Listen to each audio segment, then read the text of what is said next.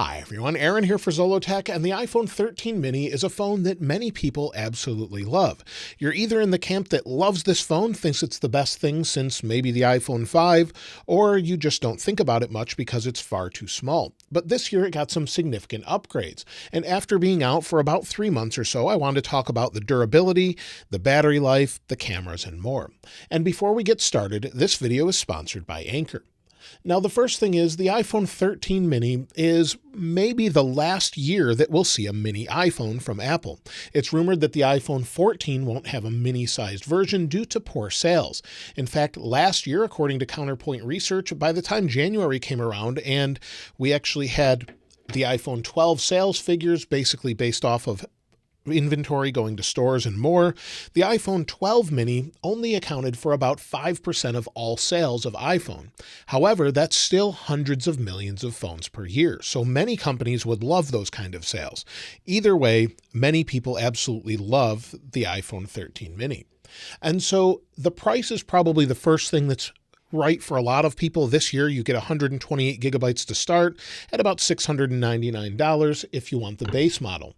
And I know a lot of people that just opted for that. Since 64 wasn't enough last year at the base, they got the base this year with 128. So that really worked out for a lot of people. Also, the size being perfect for a lot of people. For me personally, it's just way too small. I'm more of an iPhone 13 Pro Max type of person since my hands are so large, but the mini is perfect for a lot of people, including my brother. And he actually tells me, why aren't you using this phone? He loves this phone and thinks it's one of the best things Apple's come out with since the invention of the iPhone 5 and 5S. So if you're someone that really loves the iPhone 5 and 5S, well, then the iPhone 13 mini is going to be the right phone for you just because of its overall size. But of course, it has many advantages over the 5 since then.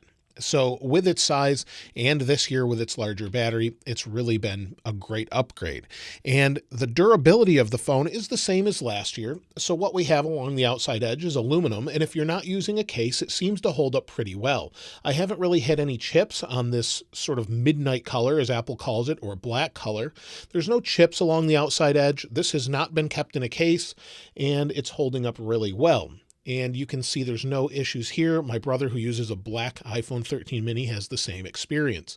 Also, there's no scratches on the camera lenses, and while these are technically sapphire crystal, they may not be the highest quality sapphire crystal, but they're holding up really well, no issues there. So durability-wise, it's the same as last year, and the same is true for the display. The display this year, again, is ceramic shield, and I've actually dropped a 13 Pro Max on concrete and not had a single scratch on it or had it break. So it seems to be very durable this year. Again, it's the same glass you get on the Pro Series phones, so it's holding up incredibly well. Also, you've got Face ID, just like all the other phones this time, and it's nice and fast. No issues there. As you can see, it unlocks very quickly. And also, it charges fairly quickly despite its smaller battery. Because it has a smaller battery, you get lower charge times. So you're going to charge about 50% in 30 minutes or so. And when it comes to charging, the official charging sponsor of Zollotech, Anchor, has sponsored this video. And I wanted to show you their new MagGo 623 magnetic wireless charger. This is a can-style shaped dock/charger, and it allows you to charge at 7.5 watts wirelessly. It's MagSafe compatible with the iPhone 12 and 13 series phones, and you'll see it just attaches like that and will charge and let you know it's charging with the little ring at the bottom.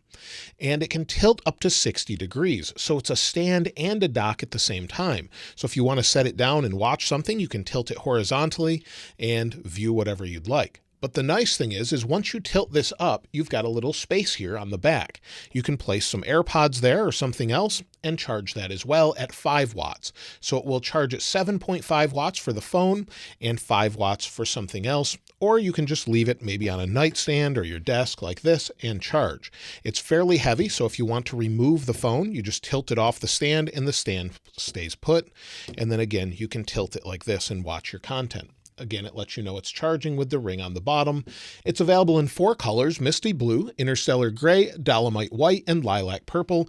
And if you pick one of the other colors, you get a color-matched cable with it. As you can see, here's the blue color here with a color-matched USB-C to USB-C cable. I'll link this in the description below if you want to check out the 623 magnetic wireless charger. Now, from many people asking me about the iPhone 13 mini, one of the #1 things they ask is how long will the battery last? Well, this year, Apple increased the battery size from 2,227 milliamp hours in the 12 mini to 2,438 milliamp hours in the 13 mini. And that typically gets most people through the day. So I reached out to my brother, who uses a 13 mini full-time since its release, to have him send me over some screenshots of how he uses his phone. Since I'm not really a typical user, he uses it all day long. It's his only device, and he charges it every single night. And so let's take a look at what he has here. This is a screenshot he sent over. He has 100% battery health. He charges it every night before he goes to bed, leaves optimized battery charging on, and charges it on a 7.5 watt Qi-compatible wireless charger. He also puts it in the car sometimes and charges it wirelessly there. Otherwise, that's how he charges it. He never uses the lightning cable on the bottom, and he doesn't typically use a case. And if we take a look at his battery life, you'll see here's his best day, where he had 5 hours and 51 minutes of screen on time, 1 hour and 34 minutes of screen off time, and used about 90% of his battery. So 6 hours, 6.5 hours of screen on time is normal. We can take a look at a different day when he was on a different version of iOS as well, and you'll see again with 90% of his battery health used, or battery life used, he used 3 hours and 28 minutes of screen on time, 9 hours and 21 minutes of screen off time playing music. Again, 4.5 hours or so, and 12 hours of screen off time, and about 100% of battery usage. So typically between 5 to 6 hours of screen on time. He says he gets through the day without a problem most of the time. Unless he's traveling, he does use an external battery pack.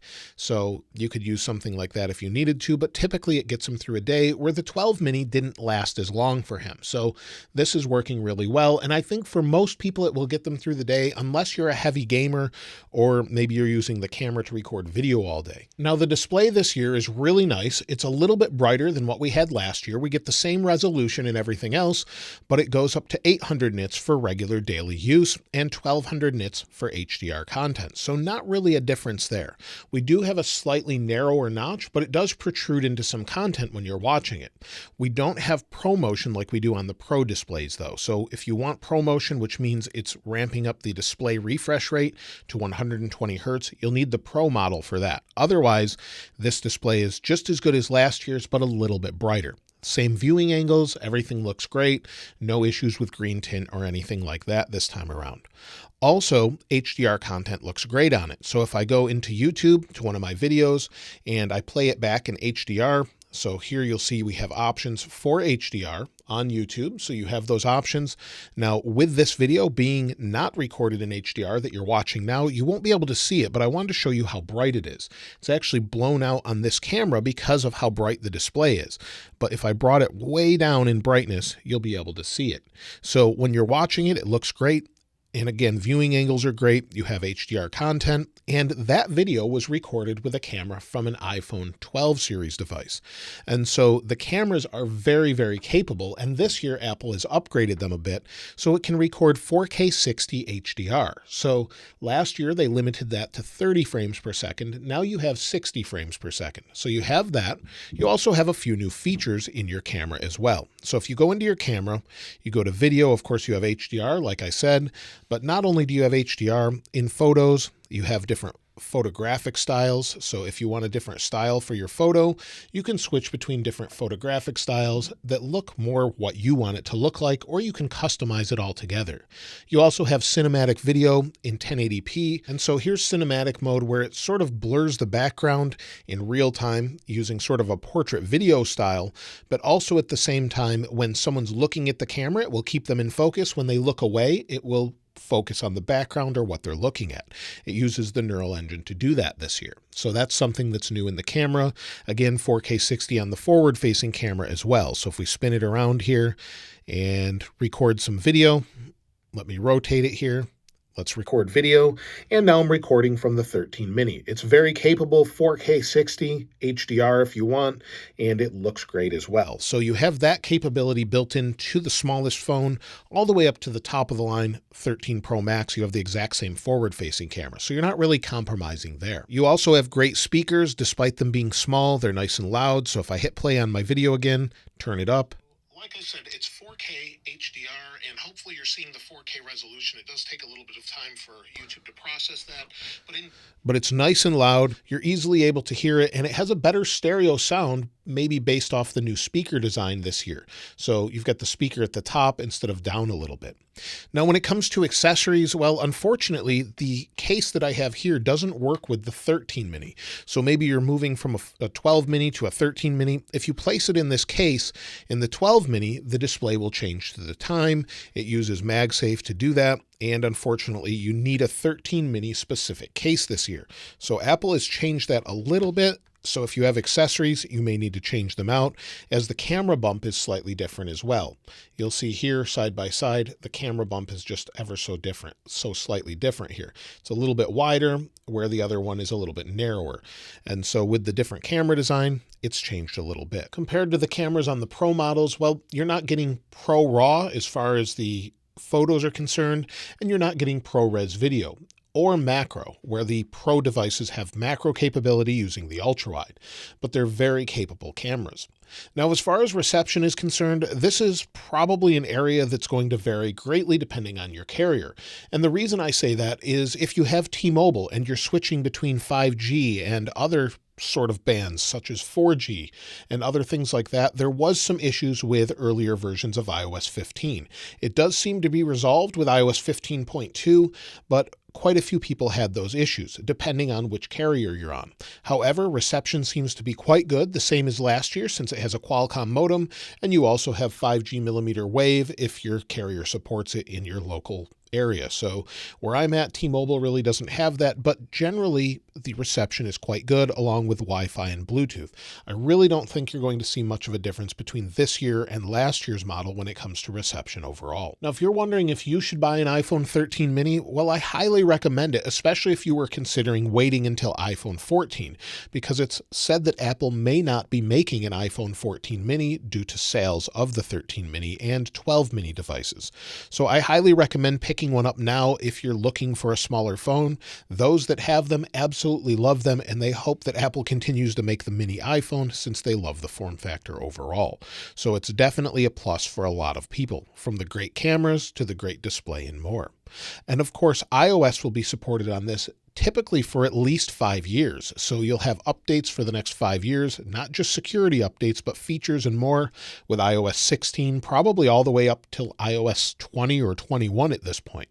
So I think this is a great device, and I highly recommend it to most people. If you'd like to get your hands on this wallpaper, of course, I'll link it in the description like I normally do. And if you haven't subscribed already, please subscribe. And if you enjoyed the video, please give it a like. As always, thanks for watching. This is Aaron. I'll see you next time.